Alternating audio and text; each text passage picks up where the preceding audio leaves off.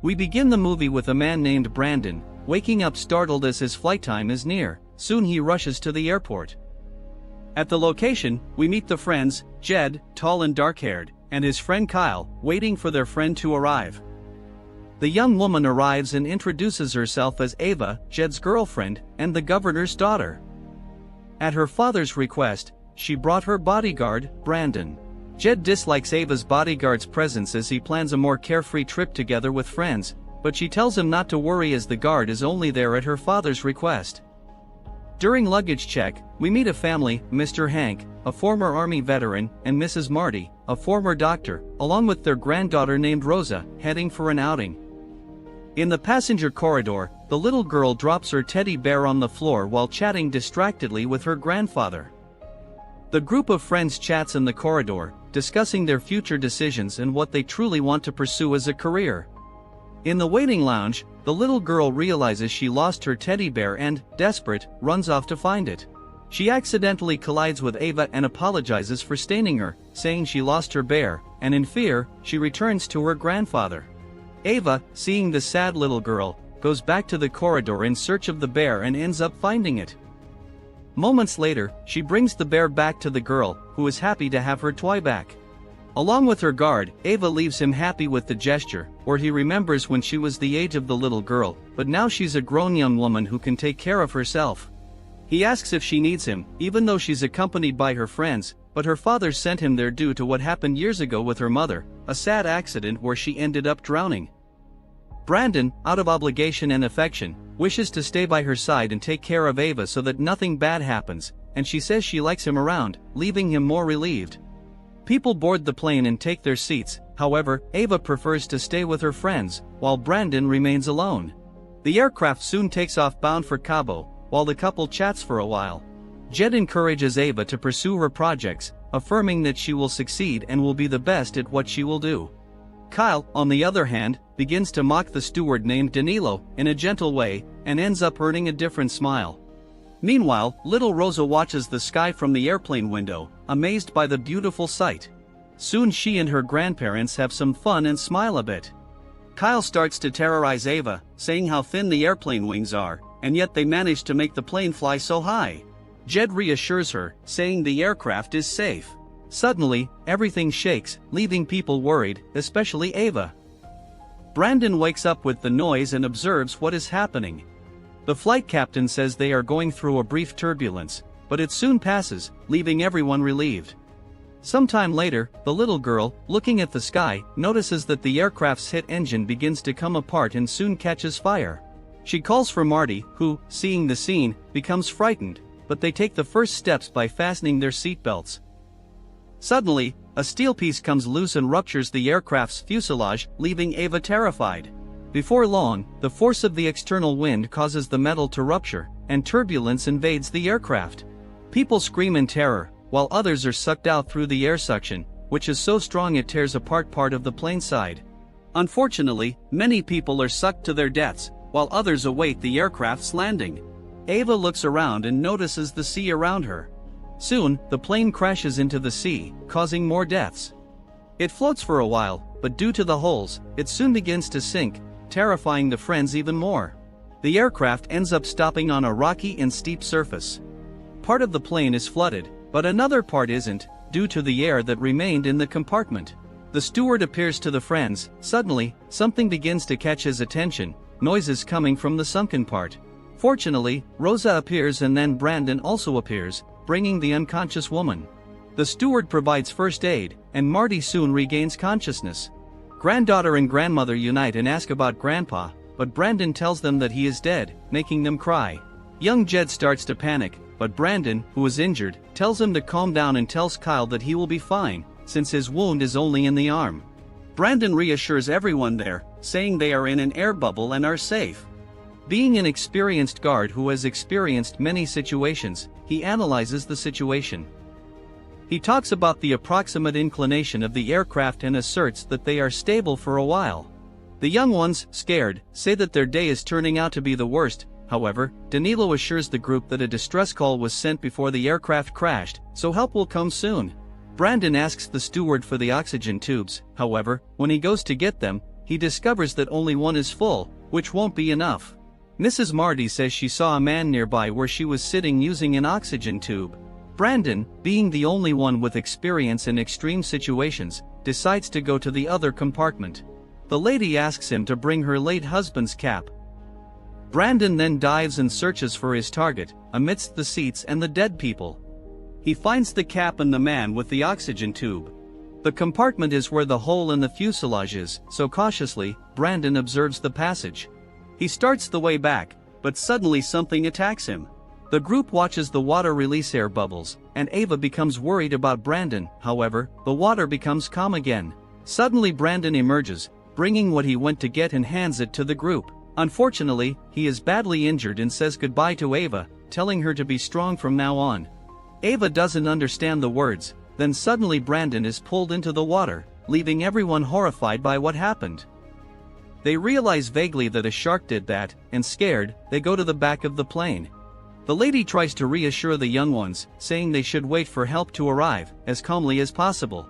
She begins to take care of Kyle's arm, putting it back in place, causing a lot of pain for the young man. Meanwhile, we see the vast ocean, but soon a ray of hope appears.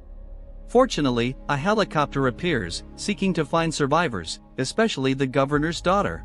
However, the searches will be difficult, as they cannot see any trace of the aircraft's crash. Inside the air pocket, Jed talks to Ava, questioning the need to do something, but Ava continues to respect Brandon's advice to stay there and wait for help. Jed gets irritated because the guard is not there, but Ava remains firm, affirming that it's what Brandon, with his experience, would do. The aircraft fuselage starts to make noises, showing that it is sinking slowly. Jed starts to worry even more, warning of the upcoming lack of air, but Danilo releases an oxygen tank. The group stops worrying for a bit and listens to Grandma Marty, talking about how she met her late husband Hank. She was a military doctor and took care of Hank's wounds, and from that moment on, they started a life together. However, the feeling of his loss returns, and she starts crying again. The group worries again, but now it's about the sharks that are close to them, where they are eating what was once alive and leaving the water red with blood. The group gets a scare when a predator appears and bumps into the aircraft fuselage, making Jed increase his anxiety and anguish, imagining his end there. The fuselage starts to make noises, indicating that the water is compressing its structure. Jed, who studied engineering, states that the aircraft is not made of a resistant metal, but of a light one, so the water pressure will crush it soon. Suddenly everything starts shaking, and the lights flicker, leaving them terrified. The event shows that the plane is sliding on the ground, and if it continues, the fate of everyone there will be a deep abyss. Fortunately, the aircraft stops at the edge of the abyss. Next, Ava notices that the water has entered more into the compartment, and starts to fear. They begin to devise an escape plan, but worry about the sharks. Little Rosa reminds them that such animals don't like air bubbles. However, they have another problem. They need to find diving equipment and then swim a long way to the surface. Back in the helicopter, the pilots spot debris from the plane, so they alert the divers that they have 15 minutes to check, as the fuel is running out. The divers start the check, and at first they don't see anything. Fortunately, the searches yield results, and they spot the aircraft a few dozen meters ahead. The group sees them and signals for help. One of the divers approaches the window and tells them to wait a little longer. However, the group starts to signal to the man to turn around, warning him of the danger behind him, a shark. The man turns around, but sees nothing. However, it doesn't take long for him to be dragged deeper. Soon everyone discovers that the diver did not survive, and only parts of him remain. The group waits for the other diver to appear through the hole, but he does not appear. In the helicopter, the fuel has reached a low level and they are forced to return, but the commander orders the base to send another aircraft as soon as possible. Ava, wanting some way to escape, decides to dive and see if she finds the diver's equipment. She observes the second compartment flooded and sees something. Jed, who is looking from the seats, falls into the water, causing chaos. The young man reappears and begins to emerge from the water, but a shark emerges and attacks him. The group starts pulling him, not handing him over to certain death. After they get him out of there, they realize that the beast took part of Jed's leg. So that little Rosa wouldn't see the terrible scene, her grandmother tells her to stay behind the curtain, where she hears Jed's screams of agony and pain. Sometime later, knowing that there are diving equipment stored in the cargo compartment below, Ava goes in search of them. She looks around but doesn't notice anything there.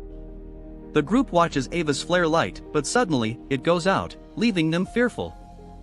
Fortunately, Ava soon appears with the bag and the equipment. The group looks out the window at the environment outside and if there are any divers still alive. At that moment, Marty feels Jed's pulse and tells Ava, who, seeing her boyfriend dead, bursts into tears, trying to save him, but there is nothing more to be done. The plane continues to slide towards the abyss, and gradually falls apart. Ava, watching the water rise rapidly, says they need to get out of there. Then, she says they can use bubbles to scare away the sharks if necessary. She then grabs some bags from the seats to fill them with air. When the group puts on the suits, Marty declines, saying that she broke records when she was younger in swimming long distances.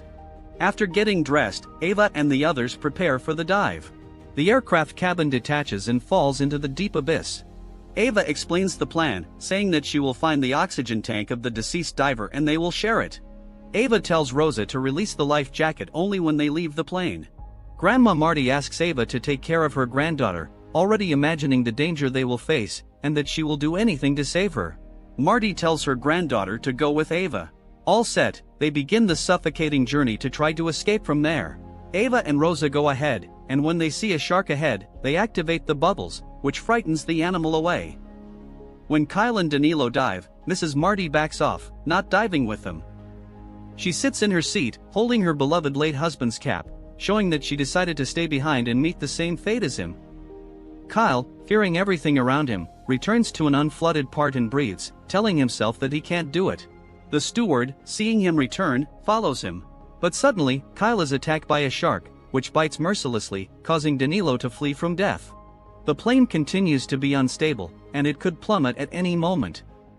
In the broken compartment, Ava finds the dead diver, then takes the necessary equipment and breathes again with Rosa and then Danilo. He indicates that Mrs. Marty and Kyle were unable to continue. The three then continue, with Ava activating Rosa's life jacket, then the little girl and Danilo start to swim to the surface. When it's Ava's turn, a shark appears right in front of her, but she remains calm. Fortunately, the beast changes direction and leaves her alone, but it ends up knocking her diving goggles off her face with its tail. However, Ava apparently can continue, but unfortunately, another shark appears, so she is forced to hide further ahead of the plane. Suddenly, she starts to go back, but it's just the plane sliding towards the abyss. Ava doesn't have much time of air, nor to stay inside. She struggles to get out through the broken front, and fortunately succeeds. The plane continues to fall, and Ava struggles to swim to the surface. Unfortunately, the distance is long, and she no longer has air in her lungs, and ends up passing out. Her body floats to the surface, and it's already night. We see her floating amidst the vast ocean, and by a miracle, Ava wakes up. She calls for Rosa and Danilo, but all she finds is the little girl's teddy bear. Fortunately, it doesn't take long, and the aerial rescue arrives to rescue her. Ava is lifted into the aircraft and meets Danilo and Rosa. She hugs the girl, who is saddened to hear about her grandmother's death. As the helicopters return to base, Ava mourns the loss of her friends, but is happy to have survived the terrible nightmare.